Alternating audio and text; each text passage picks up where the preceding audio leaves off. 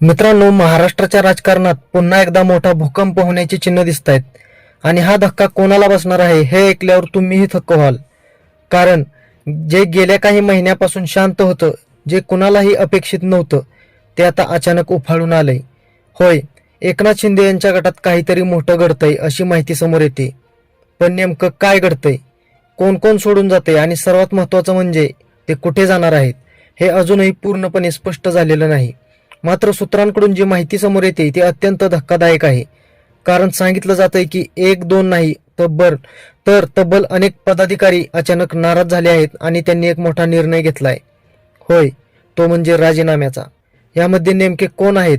तर यामध्ये आहेत उपजिल्हा प्रमुख, तालुका प्रमुख, शहर प्रमुख आणि काही महत्त्वाचे संघटनात्मक चेहरे, म्हणजेच जमिनीवर काम करणारे लोक, जे कोणत्याही पक्षाची खरी ताकद असतात. पण खरी गोष्ट अजून बाकी आहे. हे सगळे पदाधिकारी राजीनामा देऊन नेमके कुठे जाणार हा सगळ्यात मोठा प्रश्न आहे. आणि इथेच खेळ पलटतो. कारण ज्या नावाची चर्चा आता जोरात सुरू झाली आहे ते नाव आहे उद्धव ठाकरे. होय, असं सांगितलं जातंय की जे सर्वजण लवकरच उद्धव ठाकरे यांच्या गटामध्ये प्रवेश करणार. मात्र अधिकृत याची घोषणा झालेली नाही, म्हणूनच सगळ्यांचे लक्ष या घडामोडीवर लागलेलं आहे. आता प्रश्न असा निर्माण होतो की जर हे खरं असेल तर हा शिंदे गटासाठी सर्वात मोठा धक्का ठरू शकतो का? आणि दुसरीकडे उद्धव ठाकरे यांच्यासाठी ही मोठी संधी ठरू शकते का?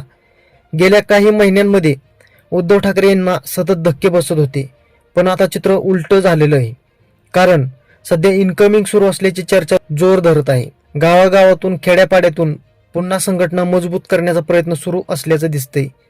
आणि सगळ्यात महत्त्वाचं म्हणजे हा प्रकार एका ठिकाणी मर्यादित नाही, तर एका विशिष्ट जिल्ह्यातून मोठी हालचाल सुरू असल्याचं सांगितलं जातंय. होय, ही चर्चा आहे बुलढाणा जिल्ह्याची, जिथून अनेक पदाधिकारी नाराज होऊन बाहेर पडल्याची माहिती समोर येते. पण अजूनही सगळं काही क्लिअर नाही, कारण हे सर्वजण अधिकृतपणे कुठे जाणार याबद्दल अजूनही सस्पेन्स कायम आहे. म्हणूनच आता पुढचे काही दिवस महाराष्ट्राच्या राजकारणासाठी खूप महत्त्वाचे ठरणार आहेत. कारण एकच निर्णय पूर्ण समीकरण बदलू शकतो.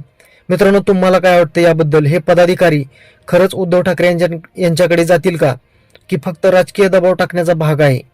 तुम्ही कुठल्या जिल्ह्यामधून हा व्हिडिओ पाहत आहात ते कमेंटमध्ये नक्की सांगा.